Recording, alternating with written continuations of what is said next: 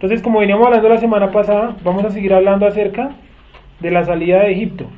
¿Sí? ¿En qué año se produjo entonces la salida de Egipto? ¿2500 qué? 2514. Y vamos a leer un momento.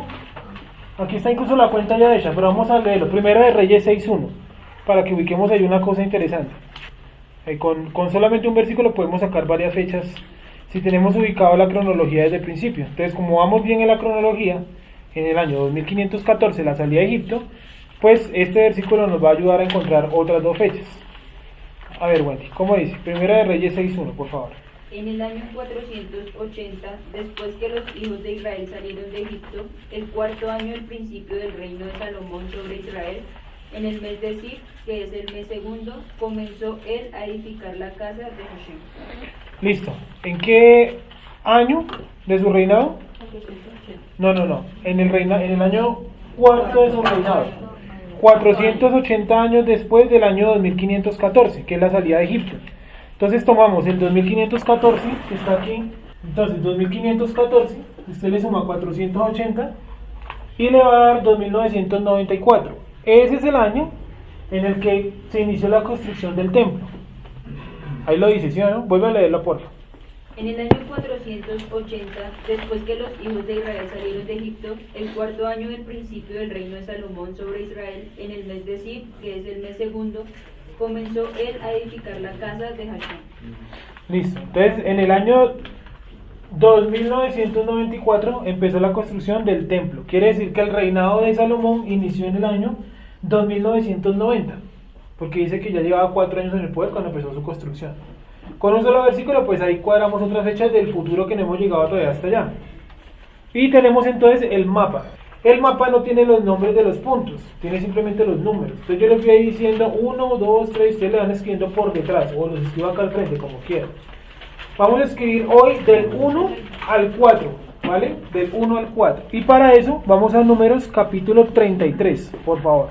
Estas son las jornadas de los hijos de Israel que salieron de la tierra de Misraim, con sus ejércitos bajo el mando de Moshe y Aarón. Moshe escribió sus salidas conforme a sus jornadas por mandato de Hashem.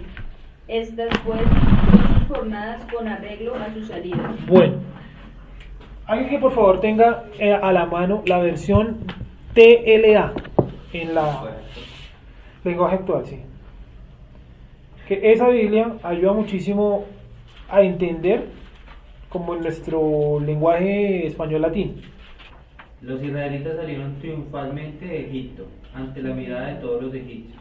Ese mismo día los egipcios estaban enterrando a sus hijos mayores, pues Dios les había quitado la vida para castigar a los dioses de Egipto. Los israelitas marcharon por el camino como un ejército bien organizado, bajo las órdenes de Moshe y de Aarón. Dios le mandó a Moisés que hiciera una lista de todos los lugares por donde pasaran. ¿Sí? Y estos son los lugares por donde pasaron y acamparon desde que salieron de la ciudad de Ramsés en Egipto. Entonces dice, Dios, es mucho más claro, Dios le mandó a Moisés que hiciera un listado de las ciudades donde habían, de los lugares donde habían parado en el desierto desde que salieron de Ramsés. Entonces, punto número 1, que está ahí en su mapa, y el 2 se llama Sukkot. Vamos a escribirlos hoy hasta el 4. Durante muchísimo tiempo, como lo pueden ver en las imágenes de internet, si quieren pueden meterse y mirar y todo, colocaron el cruce del Mar Rojo más o menos en esta zona, en toda esta zona de acá. Habían dicho que por aquí había sido el cruce del Mar Rojo, pero las pruebas están en esta zona de acá. Aquí. En el cruce del Mar Rojo, ¿sí? O sea, el cruce del Mar Rojo se produce aquí, entre la península del Sinaí y Arabia, no entre Egipto y la península del Sinaí. Si ustedes lo pueden buscar en internet, casi todo el mundo lo va a poner acá. Pero en el documental Explorando el Mar Rojo, explorando el cruce del Mar Rojo de Michael Root, él también confirma lo que estamos diciendo acá, que es aquí. En el documental que se llama Arqueología Bíblica 2, también confirman que el cruce fue aquí. Aquí es donde están los pedazos de hueso de caballo, de humano, los carros, de las llantas, ¿cierto? ¿Se acuerdan que entonces lo vimos alguna vez? ¿Vale? Está todo acá, acá no hay absolutamente nada. Los católicos colocaron que el monte Sinaí quedaba supuestamente aquí. Entonces voy a colocar aquí monte, ahí está en su hoja, monte Santa Catalina. O también lo pueden encontrar como el Sinaí católico. Sinaí católico. Si quieren le pueden poner ese nombre ahí abajito porque no está. Donde dice actual península del Sinaí, dice Santa Catalina. Ahí debajito del triángulo colocan el Sinaí católico. ¿Y dónde está realmente? Acá, míralo acá, en Arabia. ¿Sí? Eso es lo que dice el texto de Gálatas, que está ubicado en Arabia. Aquí donde lo encuentran es el punto número 12. ¿Sí? Miren el mapa que ustedes tienen ahí. El punto 12, que está ubicado en esta zona de acá, en la zona de Arabia, para los que escuchan los audios, ¿sí? En la zona de Arabia, en el punto 12, ese es el monte Sinaí, el verdadero, el oficial, en donde se presentó Dios, Moisés, todo eso. Entonces, ¿por qué pusieron ese como...? Ya vamos para allá.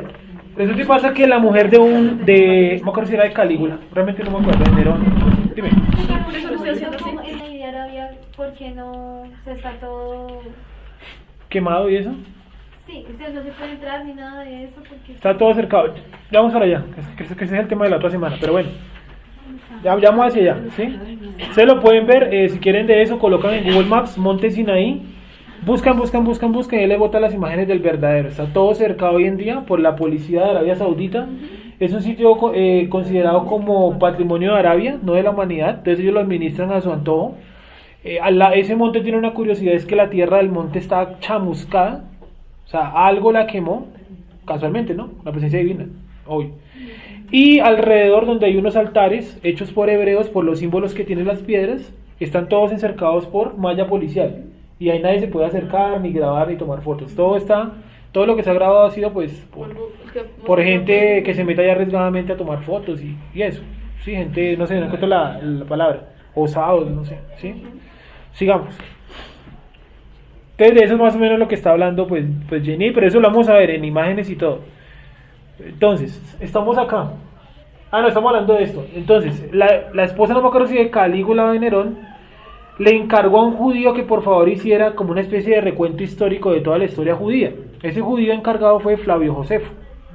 Flavio Josefo insistía que el monte quedaba acá, donde todos sabemos que queda.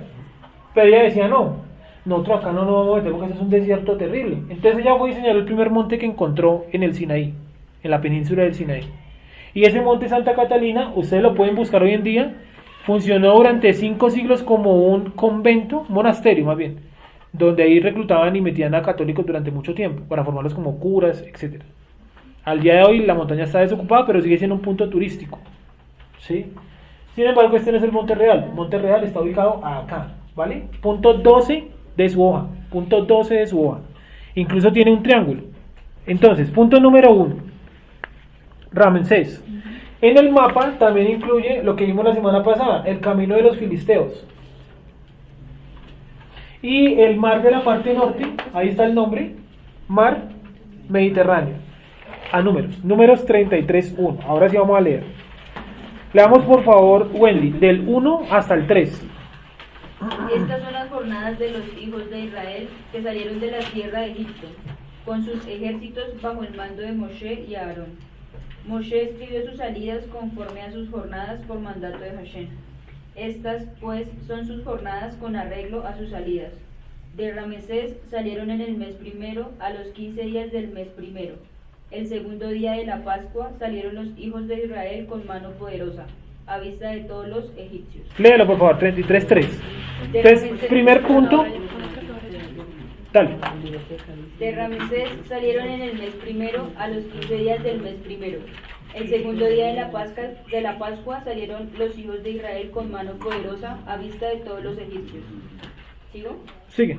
Mientras enterraban los egipcios a los que Hashem había herido de muerte, de entre ellos a todo primogénito. También había hecho Hashem juicios contra sus dioses. Salieron pues los hijos de Israel de Ramesés y acamparon en Sucot. Listo. El día número 15 del mes primero del año 2914 fue la salida de Egipto. 2514, perdón. 2514. Sí. Día número 15, mes primero, 2514. Sí, vamos ahí bien, ¿cierto? ¿O hay alguien que tenga alguna pregunta hasta ahí? Vamos a ver nombre por nombre de los puntos, ¿qué significa? Para que hagamos el estudio pues completo, ¿no? Ramesés significa lo siguiente: el sol ha engendrado. Bueno, y aquí empezamos entonces a ver un poquito de historia, y es lo siguiente: los egipcios consideraban que el faraón era directamente descendiente del sol, que el sol había impregnado a su diosa Osiris de semen, ¿cierto? La había embarazado, para que nos entendamos, casi como en todas las culturas, ¿sí o no? Llegó, la embarazó, y los descendientes de ella son los que están encargados como faraones en Egipto. Faraón significa hijo del sol, ¿sí? La palabra Inca, aquí en Sudamérica, también significa lo mismo, hijo del sol, ¿sí? Pumapuxi, en Bolivia, lo mismo, hijo del sol, ¿sí? ¿A quién fue? ¿Osiris? Osiris. La que impregnaron fue Osiris, ¿cierto? Sí, impregnaron para quedar embarazada. Ra. Sí, Ra, el sol. Ra. Ra, ujú. Entonces es muy normal que encontremos esos nombres así en la cultura egipcia. El sol engendrado, el sol brillante, el sol naciente, sí, pero ninguno se llama el sol de justicia, porque la escritura dice que el sol de justicia, ¿quién es? Según el libro de Malaquías, creo. Yeso, sí, Malaquías 3 algo, como 3:12 creo. Sí, el sol de justicia es Yeso, que traerá sanidad en sus alas, en su talit. Ya lo vimos la vez pasada. Bien, entonces en Ramesés estaban congregados los israelitas y fue el primer punto de partida. O sea, allí empieza el éxodo. ¿Sí? La palabra éxodo no está en los primeros capítulos del libro de Éxodo, porque la palabra original, ¿qué es esta?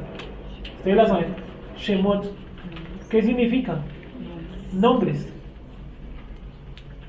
¿Sí? Shemot nunca significará éxodo. Entonces cuando usted diga Berechit en el principio, Shemot, nombres. ¿Sí? Nombres. ¿Por qué nombres? Porque el libro de Éxodo empieza con unos nombres. Y estos son los nombres de los hijos de Israel que entraron en Egipto. Y empieza, ¿cierto? Jacob, no sé quién, Judá, ahí colocan los nombres de todos sus descendientes. ¿Sí? Listo. ¿Hasta ahí alguien tiene alguna pregunta? El sol ha engendrado. Entonces Ramesés era un punto muy principal de, ¿cómo les digo yo? De comercio en Egipto. Quedaba muy cerca al río. Vean en el mapa que ustedes tienen el trazo del río por donde va, muy cercano al punto número 1. ¿Sí lo ven ahí? Sí.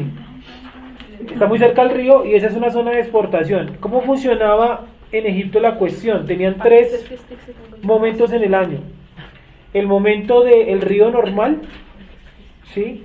El río crecido y el río medio seco. Eran las 3 temporadas del año. O sea, ellos no manejaban invierno, otoño, no. Es cauce normal, cauce aumentado y cauce disminuido. Normal, aumentado, disminuido. Ese es como se organizaba la cultura egipcia. Entonces casi toda la cultura egipcia giraba alrededor de ese río. Sí, ahí exportaban todo, traían materias de por allá del centro de África. Ese río es bastante largo, ustedes lo saben. Sí, es bastante largo. Y por ahí navegaban. Ese es el río Nilo. Incluso dicen que es el río más largo del mundo. Sí. Entonces, punto número 1, Ramsés, ¿no? Entonces, un punto muy importante, estaban ubicados ahí. Raro. Pero si miramos en Éxodo, capítulo número 1, versículo 10, dice que ellos habían construido Ramsés y otra ciudad. ¿Cuál era la otra ciudad que habían construido los israelitas? Pitón. ¿Estás ahí? Léelo, por favor. ¿Qué versículo es? 1:11.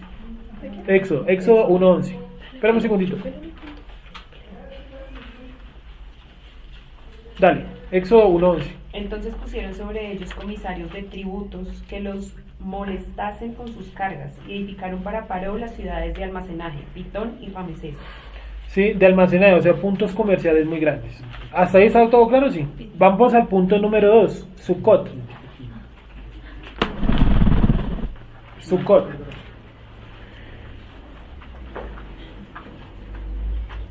Sucot. Vamos a leer Génesis 33:18, por favor. Génesis 33:18. Cabañas, enramadas, chozas. Las más católicas le pondrán pesebre, ¿sí? Tabernáculos también. Sí, la fiesta de los tabernáculos, ¿sí? Sucot. Entonces, ahí le pueden colocar todos esos significados. Entonces, 2. ¿Cómo dice 33:18? La alemana. Y Jacob fue a Sucot y edificó allí casa para sí e hizo cabañas para su ganado. Por tanto llamó el nombre de aquel lugar Sucot.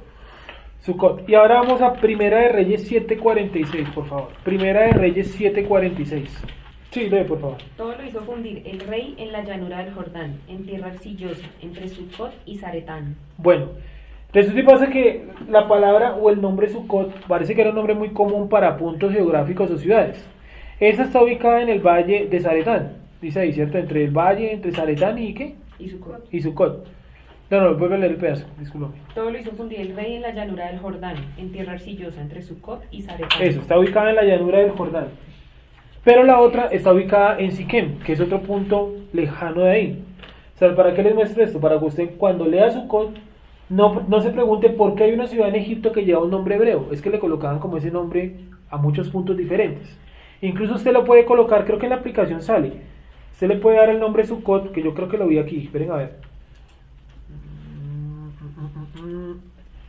Miren lo que dice la aplicación. Fui a números 33.6, leía Sucot y miren lo que salió. Cabañas enramadas, nombre de lugar en Egipto y de 3 en Palestina. O sea, hay al menos 4 ciudades bíblicas que se llaman Sucot. ¿Vale? Estamos hablando del Sucot egipcio, no del Sucot que dice que construyó enramadas y que hizo albergue para sus... Porque, a ver, los patriarcas nunca vivieron en esta zona tan pegada a Egipto. Ellos vivían era por acá. ¿Sí? ¿Me hice entender? ¿Estamos claros hasta ahí? Sí. ¿O alguien tiene alguna pregunta? ¿No? ¿Todo clarísimo? Bueno. Entonces, vamos a leer ahora. Estamos en Sucot, ¿no? Sucot, ya colocamos el nombre. Vamos a leer ahora. Un segundito. No, para que miremos qué pasa en Sucot. Éxodo 12:37, por favor. Pero Sergio, ese sí se llamaba Sucot, pero porque también en los 3 lugares había cabañas. Sí. Lugares como para guardar el ganado. Eso es lo que vamos a ver. Sucot, ¿en qué se dedicaban? Ya lo vamos a ver. Éxodo 12:37. Miren el título, ¿no? Pues veo el título aquí, así es una Reina Valera. Dice: los israelitas salen de Egipto. Dice el 37. Partieron los hijos de Israel de Ramesés a Sucot como 600,000 hombres de a pie, sin contar a los niños. 12:35. Sí. 37. 12:37. Ahora, yo quisiera que miráramos en el hebreo si esa palabra hombres es exclusivamente masculinos o se está refiriendo a otra cosa en cuanto a hombres, porque yo vi es hombres de guerra, en lo que yo investigué, pero miremos de todas maneras en el hebreo, a ver si de pronto hace referencia a algo que no sea hombres masculinos. Hombre duro, varón, guerrero. Sí, muy parecido a lo que yo miré. Geber, ¿no? Creo que es, o guerrero, algo así. Geber. Guerrero. Bueno, eso sale en la aplicación, habría que mirarlo en el hebreo. Sigamos. Vuelvo y leo. Partieron los hijos de Israel de Ramesés a Sucot como 600,000 hombres de a pie, sin contar a los niños. También subió con ellos grande multitud de toda clase de gentes y ovejas y muchísimo ganado. Entonces aquí vemos en el 38 que cuando salieron de Egipto no fue el único pueblo que se fue. Muchos otros pueblos que seguro también estaban esclavizados en Egipto salieron, aprovecharon el desorden y se fueron. Volvamos a leer por favor el versículo 38. También subió con ellos grande multitud de toda clase de gentes y ovejas y muchísimo ganado. ¿Sí? Sí. ¿Sigo? Sigue. Y cocieron tortas sin levadura de la masa que habían sacado de Egipto, pues no había leudado, porque al echarlos fuera los egipcios no habían tenido tiempo ni para prepararse comida. El tiempo que los hijos de Israel habitaron en Egipto fue 430 años. Sí. Y pasados los 430 años, en el mismo día, todas las huestes de Hashem salieron de la tierra de Egipto. Bueno, calma ahí. 430 años. Ahora hagamos una pequeña operación matemática. Estamos en el año 2514. Quitémosle a 2514 430 años. ¿Cuánto nos da eso? 2084, sí, bueno. Ahora yo quiero que miremos un momento en las hojas que yo les he dado de las cronologías. Miremos un segundo. Alguien que me la preste un momento. Abraham 136 años, Isaac 36 años, sacrificio, promesa, Dice 2084 más 430 en Gálatas 3:16, 2514 año de la llegada del Sinaí. Bueno, entonces, toca con calma. Entonces, 2084 en este año, Abraham tiene ¿cuánto? 136 años. ¿E Isaac cuántos tiene? 36. Isaac tiene 36. Es decir, este fue el año donde se pidió el sacrificio a Isaac. Se pidió el sacrificio a Isaac. Entonces, si ustedes cuentan hacia atrás del año 2514, donde dice que los hijos de Israel habitaron 430 años en la tierra de Egipto, les va a dar el año en que Dios pidió el sacrificio a Isaac. ¿Eso qué quiere decir? Que realmente no era que vivieran en Egipto, como lo habíamos visto en la clase anterior o hace 15 días, estaban bajo un territorio controlado por el imperio egipcio. ¿Sí me hice entender? Entonces, cuando ustedes lean ese 430, ubíquense, acuérdense rápidamente, es el año en el que pidieron el sacrificio a Isaac. Y no quiere decir que vivían en Egipto, no, estaban bajo control egipcio. Pensemos un momento en Canadá y en Inglaterra. Inglaterra tiene algo internacional que se llama la Commonwealth, donde participa Canadá, ¿sí o no? Porque Canadá durante mucho tiempo fue un subyugado de Inglaterra, pero no quiere decir que allá en Quebec, en pleno Canadá, eso sea Inglaterra. Están controlados por ellos, pero eso no es Inglaterra, o estuvieron más bien controlados por ellos. Como Australia, ¿no? Australia, Nueva Zelanda, Muchos la India, como... ¿sí o no? Casi todo el planeta, Cartagena, ¿sí? ¿Me hice entender? ¿Sí? ¿Alguien tiene alguna duda hasta ahí? Entonces, Sukkot. Hay 4 Sukkot en la Biblia, como ya lo dijimos. Ese lugar estuvo alguna vez lleno de lagos, por geografía se conoce. Era una ciudad o un puerto muy lagoso, lleno de lagos. Estoy dando datos para que si quieren anotarlos, ¿no? Digamos que aquí es donde se empieza a celebrar la fiesta de los panes sin levadura. No Pesach, sino la fiesta de los panes sin levadura, los 7 días, porque el texto dice que ese día empezaron a elaborar panes sin levadura, de la masa que habían sacado de Egipto. Es decir, entre Ramsés y Sukkot no hay tanta distancia como parece, ¿sí? Yo le pongo aproximado 40 kilómetros, aproximado 40 kilómetros. Lo que caminando debe ser bastante tedioso, con niños, ancianos, animales, el desorden, ¿sí o no? Se me quedó tal cosa, ¿por qué no nos devolvemos? El niño que se cayó, la señora que se quedó atrás, el que de pronto se puso a jugar por el desierto, ¿sí o no? Son 1000 cosas porque es un pueblo, ¿sí? Sigamos. Digamos algo así como, más o menos del centro de Bogotá, Soacha, de 20 kilómetros. Sí. O sea, pongámosle que como al norte, por tal norte puede ser, más o menos. Ahí estamos más o menos 30 kilómetros, sí, que no parecen tantos, pero... ¿Señora? 30 kilómetros, más o menos ahí, más o menos, entre esto y esto, más o menos. Este segundo punto, ¿cómo se llama? Sukkot. Sí, ahora vaya camino usted pues 30 kilómetros. Sí, claro. Sí, usted preocupado de lo que se le quedó, de lo que no llevó, de cuándo va a volver. Yo me preguntaría mucho eso. Sí. Yo diría, ay, se me quedó tal cosa colgada, no vamos tal cosa. ¿Dónde vendrá fulanito en este montón de gente? ¿Sí o no? Vamos todos de afán y yo venía con sultanito y ese reguero de gente. ¿Quién lo va a ver? Sigamos. Entonces subieron con ellos multitud de personas, para que por si no lo sabían, que ya algunos lo sabían porque ya lo habíamos visto, con los hijos de Israel salieron otros pueblos que estaban esclavizados. Entre ellos, podemos colocar por aquí, ¿cómo por acá? Pueblos hititas. Es que la Torah habla de extranjeros, ¿no? Pero sean los mandamientos. Sí, lo dice. Ah, ya, que ahí... O sea, que sea el mismo para el natural y el extranjero. El extranjero que vive con usted. Ajá. Bueno, leamos por favor Deuteronomio 33, donde estamos leyendo como el versículo principal. Deuteronomio 33, versículo 4. A ver qué nos dice. Números. 33.4 o 33.3. Número.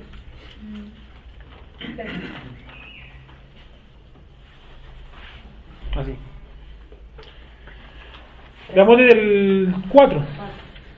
Mientras enterraban los egipcios a los que Hashem había herido de muerte de entre ellos a todo primogénito, También había hecho Hashem juicios contra sus dioses. Salieron pues los hijos de Israel de Ramesés y acamparon en Sucot. Salieron de Sucot y acamparon en Etam, que está al confín del desierto. Listo. Volvamos nuevamente a Éxodo 12, por favor. Éxodo 12.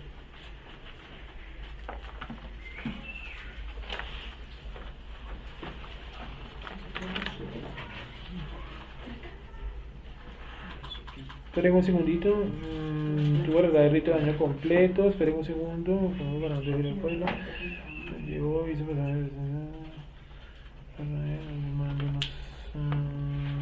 filisteos. Bueno.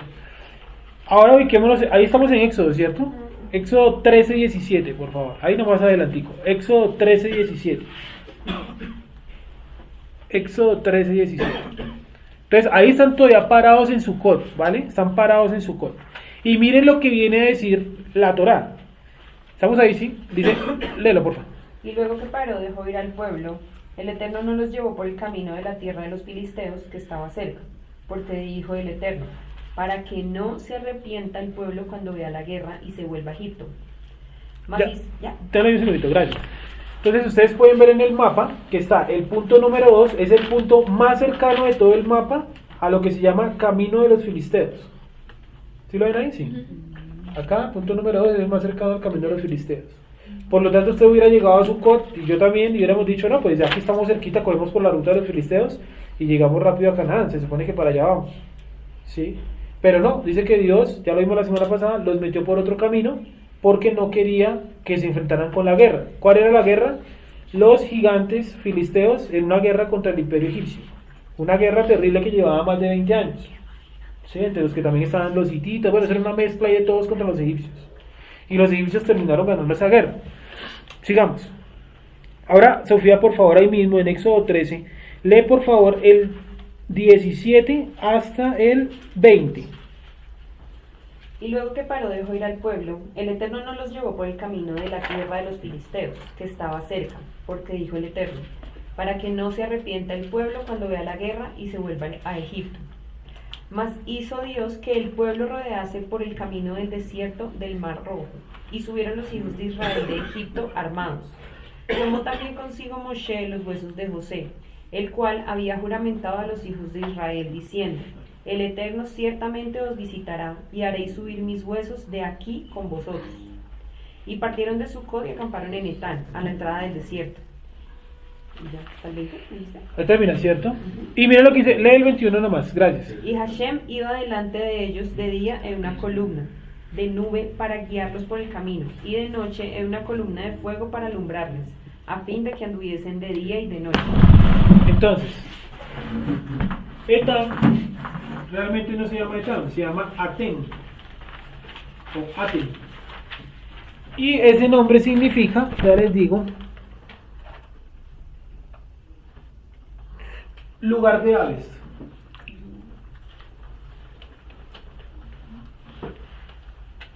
Bueno, ustedes escriben ahí, lugar de aves. Eso significa Aten, lugar de aves. Es decir, que la zona no era tan desértica como de pronto nosotros la imaginamos. ¿Quién es Aten? ¿Has escuchado alguna vez esa palabra? ¿Aten? ¿No? Es un personaje de la cultura egipcia, considerado un brujo, médico. Algunos dicen que también hubieron faraones con el nombre Aten. Sí, y Aten es un nombre egipcio, ¿vale? Aten. En la traducción Reina Valera y en las traducciones españolas colocaron Etam. Imagino que es la transliteración al griego o al español. La verdad no tengo ni idea. Pero significa eso, lugar de aves. Está ubicada en el borde del desierto, como lo leímos en Números y como lo leímos también ahora. Y curioso, en el versículo 21 es la primera referencia que hay de la columna de nube y la columna de fuego que los guiaba. Entonces, si ustedes les preguntan, ¿dónde fue el primer lugar donde Dios da la referencia de que hay columna de nube y columna de polvo? En Aten. Aten. Columna de fuego, ¿qué? De polvo. Así, de polvo y de fuego. No es nube y Es fuego. una nube de polvo. Nube de polvo y columna de fuego. ¿Cómo sabes? ¿En qué pasaje? Acá lo dice. Perdón. Columna de nube para guiarlo. Que Nube de fuego. ¿Qué ¿Cómo pasó? sabes que es de polvo y no de nube? Espera. Dale una nube de polvo. Dale, espérate y lo miramos en otra. Es que la denominación correcta es nube de polvo. Para Sí, que esa no es la esté correcta. grande. Sí, esa es la denominación correcta. Sino que aquí le van a poner nube a todo. ¿Sí? Entonces, 21. ¿Cómo dice Wendy, por favor? Igual. 13:21 de Éxodo. 13:21. Y extendió Moshe, y Hashem iba delante de ellos de día en una columna de nube para guiarlos por el camino, y de noche en una columna de fuego para alumbrarles, a fin de que anduviesen de día y de noche. Entonces, es la primera vez que aparece la referencia a la columna de nube y a la columna de fuego. Entonces dice, está ubicado en el borde del desierto, ya lo leímos. Es un lugar donde hay todavía agua, porque es un lugar de aves. Las aves no llegan donde no hay agua. ¿Sí? Y además de eso, es la división final entre la vegetación y el desierto. Por eso dice que está ubicada en el confín del desierto. O sea, terminaba el desierto y empezaba la vegetación. Entonces se sabe arqueológicamente que Etam tenía dos puertas. Una occidental y una oriental. La occidental miraba hacia la vegetación y la oriental hacia el desierto. Entonces usted llegaba a la ciudad y vamos a suponer que usted se paraba en el centro de la ciudad. Usted podía saber, allá queda el desierto, allá queda la vegetación. Entonces, ¿cuántas personas hubieran querido quedarse en Etam? Sabiendo que lo que viene ahí para allá es el desierto, y uno de los desiertos más calientes de todo el mundo. ¿Qué hubiéramos escogido nosotros? Estamos parados en ese momento. Continúa. Sí, yo he dicho, no, yo me quedo hasta aquí porque aquí para allá, eso es como zona roja. Sí, literalmente. Sí, un desierto terrible. Aquí, por aquí. Dos. Etam dice Atem, ese es el nombre verdadero, y significa lugar de aves. ¿De barrios? De aves. Lugar de aves. ¿Sí estamos ahí? Sí. Oye, Sergio, se va a colocar cuánto duraron en cada parte. En estas no se sabe, hay algunos que donde sí se sabe. Sí. O sea, donde yo les diga es porque la Torá lo dice, pero de resto no. Pues hasta ahora no me ha salido aquí, ¿sí? Sí, no especifica cuánto duraron. Más o menos uno sabe porque dice llegaron el día tal del mes tal, entonces uno calcula ahí más o menos cuánto tiempo hay entre pues un mes y otro. Digamos, hasta aquí no ha salido nada. Pero digamos ahí se pudo haber quedado harto pues, ¿no? Creo que ahí lo dicen, ya miramos. Nunca se apartó delante de acampen, vuelta y Jairo. Entonces vamos a seguir, por favor. Wendy, por favor, 21, lee también el 22 y sigue de una vez con el 14:1. Estamos en Éxodo. Estamos en Éxodo 13:21. Éxodo 13:21. Y Hashem iba delante de ellos de día en una columna de nube para guiarlos por el camino, y de noche en una columna de fuego para alumbrarles, a fin de que anduviesen de día y de noche. Nunca se apartó de delante del pueblo la columna de nube de día, ni de noche la columna de fuego. Habló Hashem a Moshe diciendo, di a los hijos de Israel que den la vuelta y acampen delante de Pijahirot, entre Migdol y el mar, hacia Baal Zephón. Delante de él acamparéis junto al mar. Entonces les dice Pijahirot. Ese es el punto número 4. Pijahirot. Anótenlo ahí, por favor. Entonces Pijahirot significa boca de desfiladero. Boca de desfiladero. Nota. Boca de desfiladero. No, desfila. Desfiladero. Entonces Dios le dice, den la vuelta y acampen en Pijahirot. ¿Cómo así que den la vuelta? O sea, ellos iban en otro sentido. ¿Sí? Den la vuelta. Es decir, ellos iban más o menos algo como esto. Van así. Van de Ramsés, Sucot, llegan a Etam, ¿sí? Y por alguna extraña razón, después la vamos a ver por qué. Es que todo esto es una zona montañosa terrible. Todo esto. ¿Sí? Y ellos van en este sentido. Y Dios les dice, no, den la vuelta y tomen hacia Pijahirot. ¿Sí? ¿Se van a bailar las montañas? Imaginemos lo siguiente. usted va caminando, ¿cierto? Por el desierto. De un momento a otro llega a un lugar donde las montañas son muy escarpadas, o sea, muy empinadas, no se pueden escalar. Y solamente hay un pequeño tramo de tierra para que usted se meta por ahí. Por El en pueblo, medio de las montañas. exacto, por el medio de las montañas. El pueblo dijo, no, pues por ahí no vamos, vamos por otro lado. Y él dice, no, den la vuelta y métanse otra vez por ese camino, por ese desfiladero. Por eso se llama así, boca de desfiladero. La otra semana, cuando tengamos las imágenes, me van a entender de qué estoy hablando. Que hay unas montañas muy escarpadas, realmente es piedra, no es tierra. Sí, es muy angosto, ya lo hemos visto, ¿no? Y por ahí no cabe sino la gente caminando. No, nadie se puede trepar, nada de eso. Eso es lo que va a dificultar que los egipcios los alcancen. Porque ellos van en carros, ¿sí? Van armados con armaduras, ¿sí? El simple hecho de usted meter un carro por ese hueco es prácticamente un acto heroico. ¿Sí? Como cuando va al campo, que en vez de poder seguir por el camino, uno se mete por un atajito, que no sabe que es feo, pero que llega mucho más rápido. Exacto, ¿sí? Entonces, por eso Dios les dice, den la vuelta. A ver, volvamos a leer ese pasaje. ¿Cuál era, muchachos? 14.1, creo. 14:2. Ya, aquí dice, boca de desfiladero. Dale, Wendy, por favor. Di a los hijos de Israel que den la vuelta y acampen delante de Pijahirot entre Migdol y el mar hacia Baal Zephón. Delante de él acamparéis junto al mar. Listo. Vuelvo y repito, hay un solo hueco por donde se pueden meter. Ellos van en sentido contrario al hueco, a la entrada del desfiladero. Dios dice, no, devuélvanse, métanse por el desfiladero y acampen en Pijahirot, que queda entre Migdol y el Mar Rojo. ¿Sí? ¿Está claro hasta ahí, cierto? ¿Está claro? Sí. Eso de los Amú, ¿toca colocarlo también, Daniel? No. Bueno, podemos verlo de una vez. ¿Qué? ¿Y qué? Migdol y el Mar Rojo. Migdol con G y con D o L. A ver, antes de borrar eso, mismo que Nayuri me recordó, cuando ustedes quieran buscar en la historia egipcia a los hebreos, no los van a encontrar con el nombre de hebreos, porque pues, es una palabra española, ¿sí? Hebreo. Lo van a encontrar con el nombre de Amu, o los Amu. Sí, están descritos grandemente en un papiro llamado de Leiden. Leiden. En el número 348. Creo que no es número, creo que es glosa, apartado, no tengo ni idea porque no lo noté bien. Y la palabra Amu, aparte de significar eso que está allá, bueno, son los hebreos en Egipto, pero realmente la palabra Amu significa cargador de piedras. ¿Cómo lo reconocen que son los hebreos? Porque el texto, el papiro de los Amu, dice que tenían la circuncisión. Ningún otro pueblo de la región en ese momento practicaba eso. Sí, de hecho los egipcios practicaban circuncisiones temporales, o solamente una parte del prepucio, incompleta, no encuentro la palabra correcta.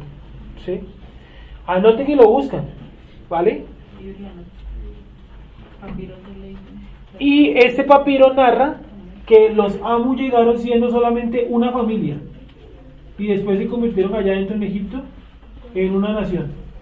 ¿Ese papiro es egipcio? Egipcio, sí. Está escrito por un egipcio, pues, en la época egipcia más bien. Papiro de Leiden, apartado 348. ¿Alguna duda hasta ahí, no? Anotaron las fuentes para que las busquen ustedes mismos y lean todo lo que encuentren.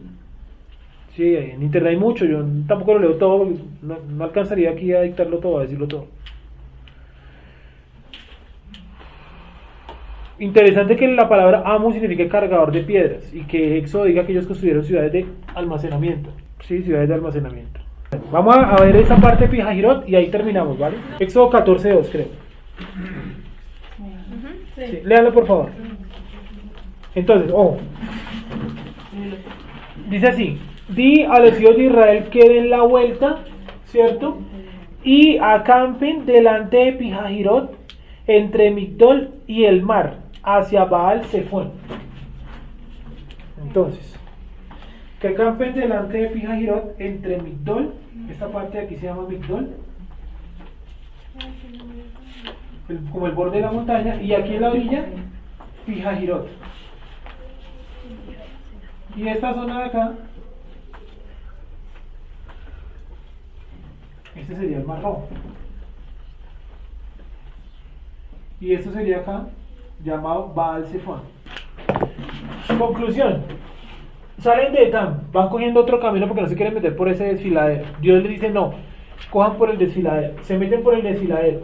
Llegan hasta Migdol, que es la base de la montaña donde termina el desfiladero, ¿sí? Llegan hasta la playa y en la playa se parquean mirando a Baal Zephón y al otro lado tienen Pijajirot. Es decir, el pueblo acampa entre la falda de la montaña y este punto llamado Pijajirot. Y aquí está el Mar Rojo por donde van a cruzar. O sea que el Mar Rojo se va a abrir exactamente esta zona que metí ahí entre puntos. ¿Preguntas, dudas? ¿No? Bueno, entonces ha sido todo por ahí la clase de historia.